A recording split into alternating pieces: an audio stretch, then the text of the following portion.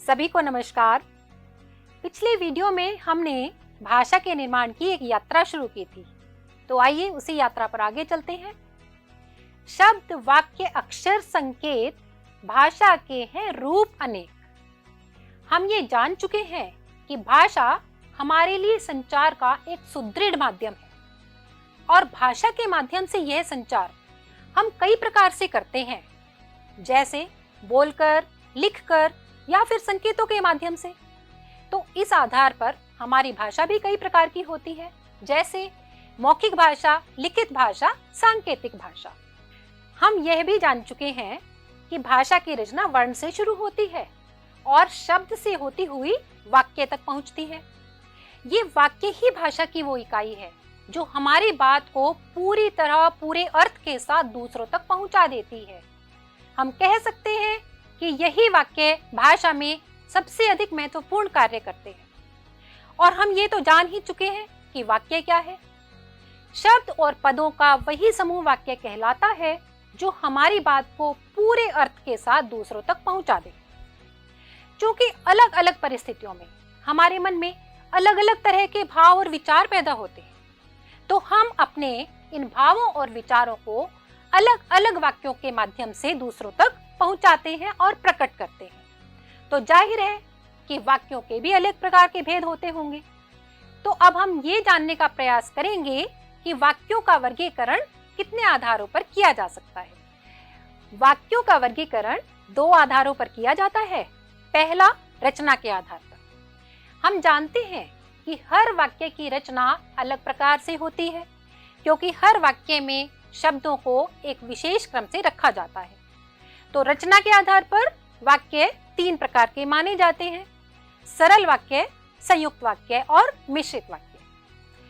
वाक्य के वर्गीकरण का दूसरा आधार है अर्थ के आधार पर।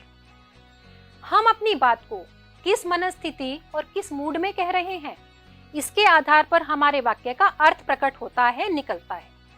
तो इस अर्थ के आधार पर वाक्य 8 प्रकार के माने जाते हैं। ये पहला, विधानवाचक वाक्य; दूसरा, निषेधवाचक वाक्य या नकारात्मक वाक्य; तीसरा, प्रश्नवाचक वाक्य; चौथा, आज्ञावाचक या विधि सूचक वाक्य; पांचवा, विस्मयादि सूचक वाक्य; छठा, इच्छावाचक वाक्य; सातवां, संदेहवाचक वाक्य और आठवां, संकेतवाचक वाक्य। तो ये 8 प्रकार के वाक्य अर्थ के आधार पर वाक्यों के भेद हैं। अब हम इन 8 भेदों को विस्तार से समझेंगे। अर्थ के आधार पर पहला भेद है विधानवाचक वाक्य। ऐसा सरल वाक्य जिसमें कोई सीधी जानकारी दी गई हो, यानी जिस वाक्य में किसी सीधी बात को सकारात्मक रूप से कहा गया हो, वह विधानवाचक वाक्य कहलाता है। जैसे, आज सभी बच्चे पिकनिक जाएंगे। दूसरा, वह अभी अभी घर आया है। तीसरा, सार्थक को नाटक खेलना अच्छा लगता है। तो हमने देखा कि इन तीनों वाक्यों में एक सीधी सरल बात को सकारात्मक रूप से कहा गया है, अतः ये तीनों वाक्य विधानवाचक वाक्य कहलाएंगे। अर्थ के आधार पर वाक्य का दूसरा भेद है निषेधवाचक वाक्य। जिस वाक्य में किसी कार्य के ना होने या ना करने का भाव प्रकट किया गया हो, वह निषेधवाचक वाक्य कहलाता है। इसे हम नकारात्मक वाक्य भी कह सकते हैं। जैसे, हमने खाना नहीं खाया है। दूसरा, मैंने नया फोन नहीं खरीदा है। तीसरा, कमरा साफ नहीं हुआ है। तो हमने देखा कि इन तीनों वाक्यों में किसी कार्य के ना करने का भाव प्रकट किया गया है, अतः हम इन तीनों वाक्यों को निषेधवाचक या फिर नकारात्मक वाक्य मान सकते हैं। वाक्य का अगला भेद है प्रश्नवाचक वाक्य। जिन वाक्यों में किसी प्रकार का प्रश्न पूछा गया हो, वे प्रश्नवाचक वाक्य कहलाते हैं। इन वाक्यों में क्या, कहाँ, कितना आदि इन शब्दों का प्रयोग किया जाता है। यहाँ यह बात भी ध्यान रखने की है कि इन वाक्यों को लिखते समय इनके अंत में प्रश्नवाचक चिन्ह का प्रयोग किया जाना चाहिए। जैसे, भारत का क्षेत्रफल कितना है, तुम कल कितने बजे घर पहुंचे थे। हमने देखा कि इन दोनों वाक्यों में एक एक प्रश्न पूछा गया है, अतः ये दोनों वाक्य प्रश्नवाचक वाक्य कहलाएंगे। वाक्य का अगला भेद है आज्ञावाचक वाक्य। जिन वाक्यों में किसी प्रकार की आज्ञा या उपदेश दिया गया हो या फिर किसी तरह की प्रार्थना की गई हो, वे आज्ञावाचक वाक्य कहलाते हैं।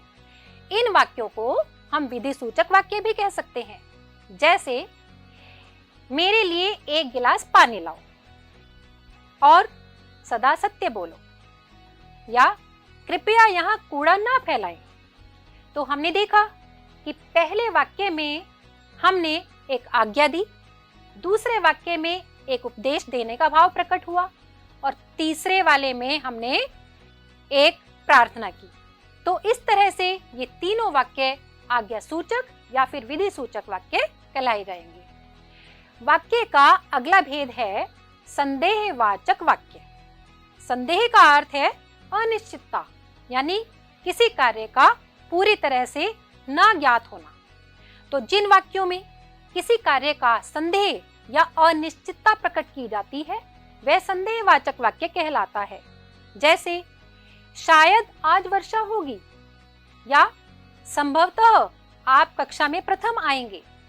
हमने देखा कि इन दोनों वाक्यों में शायद और संभवतः, इन दोनों शब्दों के माध्यम से हम किसी कार्य की अनिश्चितता को ही प्रकट कर रहे हैं, अतः ये दोनों वाक्य संदेहवाचक वाक्य कहे जाएंगे। वाक्य का अगला भेद है विस्मयादि वाचक वाक्य। विस्मय का अर्थ है आश्चर्य या हैरानी। जिन वाक्यों में हम मन के किसी भाव जैसे आश्चर्य, दुख या फिर घृणा इनको प्रकट करते हैं, वे विस्मयादि वाचक वाक्य कहलाते हैं।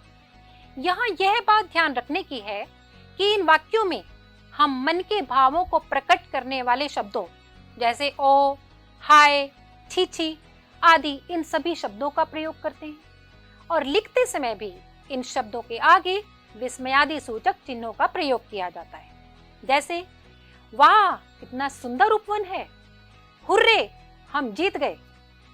तो हमने देखा कि इन दोनों वाक्यों में वाह और हुर्रे शब्द के माध्यम से हमने अपने मन के आश्चर्य और खुशी जैसे भावों को प्रकट किया है।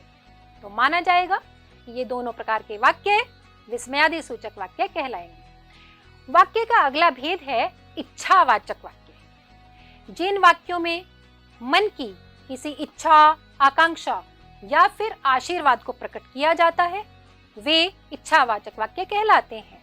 जैसे ईश्वर आपकी मनोकामना पूरी करे, काश मेरी लॉटरी निकल जाए। तो इस तरह से हमने देखा कि इन दोनों वाक्यों में मन की किसी इच्छा, आकांक्षा या फिर आशीर्वाद को प्रकट किया गया है। तो हम मानेंगे कि ये दोनों ही वाक्य इच्छावाचक वाक्य कहे जाएं। अर्थ के आधार पर वाक्य का अंतिम भेद है संकेतवाचक वाक्य। जिन वाक्यों में किसी एक बात या एक कार्य का होना किसी दूसरी बात या दूसरे कार्य के होने पर निर्भर करता हो, वह संकेतवाचक वाक्य कहलाता है। जैसे यदि तुमने परिश्रम किया तो सफलता अवश्य मिलेगी, या जब वर्षा होगी तभी घास उगेगी। हमने इन दोनों वाक्यों में देखा कि यहाँ सफलता का मिलना परिश्रम करने पर निर्भर है और घास का उगना वर्षा के होने पर निर्भर करता है। तो इस आधार पर ये दोनों ही वाक्य संकेतवाचक वाक्य माने जाएंगे। इस प्रकार हमने देखा कि हम अपने मन के भावों और विचारों को अलग अलग प्रकार के वाक्यों के माध्यम से प्रकट करते हैं। यदि हम ध्यान दें तो हम पाएंगे कि हम अपनी बातचीत और अपने लेखन में इन सभी वाक्यों को प्रयोग करते हैं। तो अब तक की जानकारी के आधार पर अब आपको एक अभ्यास कार्य दिया जा रहा है। आप इन प्रश्नों के उत्तर देखकर अपने ज्ञान की जांच कर सकते हैं। अगले वीडियो में हम आपसे फिर मिलेंगे। नमस्कार।